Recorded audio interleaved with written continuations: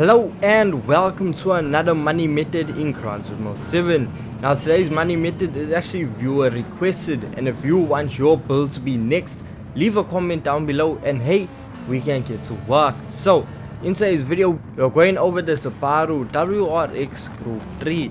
Now this vehicle we are doing a 700 performance point tune so it can tack Le Mans. So this is a 30-minute event which will earn you 825,000 credits after completion.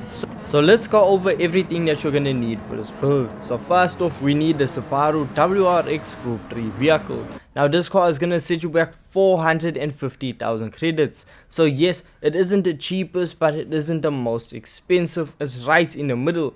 And with using the Le Mans 700 performance points events, Group 3 vehicles are just at such an advantage over the Group 4 vehicles that you are going to be competing against. So already we are starting at a really good point. So next up, let's head on over to a tuning shop. On screen now are all of the parts that you actually need to purchase.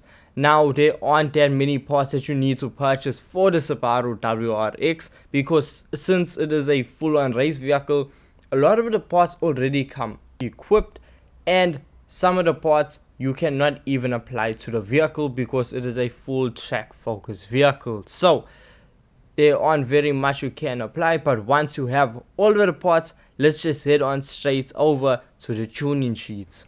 Now we are going to start off with firstly our tires. So for our tire compound, we are going to start off on racing hard tires, and you also need to have intermediates and wets purchased. Now you can decide whether you want to purchase only intermediates or only wets, or if you want to just play it safe and have both, because you don't really know how severe the rainfall is going to be during the event. Now for me personally, I just go with intermediates because I see that they are sufficient enough to cover the vehicle no matter how heavy the rain is, because even if the rain becomes almost on a hurricane level, then the AI are also going to struggle. They're going to battle to actually put the power down, and they're going to be all over the circuit just like you, so you won't actually lose that much ground. Now racing our tires are we're going to stay on because we want them to last as long as possible before we have to go in and actually change them. Then suspension differential as well as your torque vectoring differential does not affect your performance points rating, so you can honestly tailor it to your liking, but if you just want to follow mine, it's going to be as follows. For suspension, body height adjustments is 60 in the front, 65 in the rear.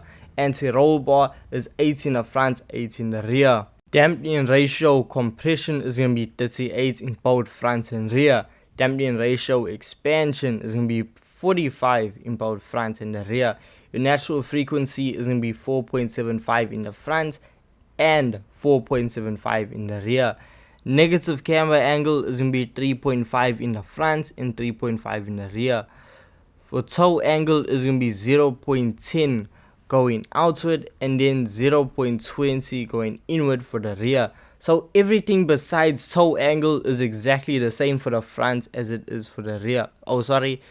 Everything besides toe angle and body height adjustments is exactly the same. So differential, your initial torque is going to be 10 in the rear, your acceleration sensitivity is going to be 30, and your braking sensitivity is going to be 20. This is factory, I did not touch these. Now downforce is going to be 350 in the front and 660 in the rear.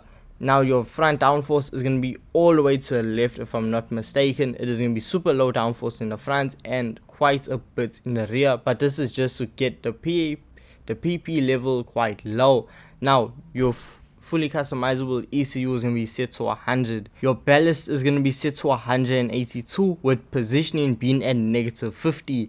Your power restrictor is going to be at 100. Now your transmission is going to be a fully customizable manual transmission, and that is going to be set at 310. Now it's fully customizable manual transmission because it decreases the performance points. So yes, your shifts will be a lot slower, but it will allow you to add much more power than if you had any other transmission in the car. Then lastly, on the next page, the only thing that we have added is a medium RPM turbocharger. So with all of this now added to the vehicle, it is now under 700 performance points. It is now eligible for the WTC 700 around Le Mans. Now once we load in, the first thing we are going to do is set our fuel map over to fuel map level 6. We want the car as lean as possible because we needed to go as many times around the circuit as possible before we go in. Now you can do this method using the vehicle on fuel map level 1, however you will have to pit every second lap. However, with the car being on fuel map level 6, that gives us an extra lap of fuel, so after every third lap you're gonna have to dive into the pits. So now with the car being on fuel map level 6, it isn't really that, how do I say, restrained when it comes to power. The car is still a lot more powerful compared to the AI you are competing against. I am currently racing on the hardest difficulty, and you can see I'm able to gain a lot of pace on the actual opponents and just go flying past them. However, with the race difficulty being on hard, it does make for quite intense racing. So it's not like an absolute cakewalk where you're like, oh my word, this is so easy, and you get bored. It gives some good racing moments, especially if you're just trying to have fun and have an intense battle. Well, you can actually have that with some of the AI. Now the car, it has brilliant power, able to do almost 300 kilometers per hour while it's on fuel map level 6. Now if you do set the vehicle over to fuel map level 1, your car will be able to go upwards of the 300 kilometers per hour mark, which frankly is a real goal when you need to race around Le Mans. Because of the long and lengthy straightaways, high end speed is really the name of the game, because the straights are so long and make up so much of the circuit that you actually rather set your vehicle up for top end speed compared to cornering ability. But luckily for us, the Subaru WRX GR3 can do both. Now with the car being on fuel map level 6, I was able to get a lap time of 4 minutes and 7 seconds on my first lap out, and on the second lap do a 4 minutes and 6 second lap.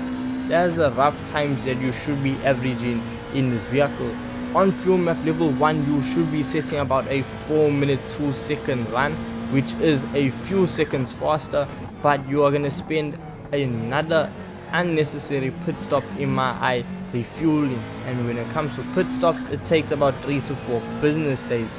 So you can decide if you want to do fuel map level 6 and pit less, or fuel map level 1 and go a few seconds faster per lap, but end up spending that same time in the pits. So it's really up to you, whichever one you want to do. So for this event that's on screen now, I went for fuel map level 6, and look, it did exceptionally well.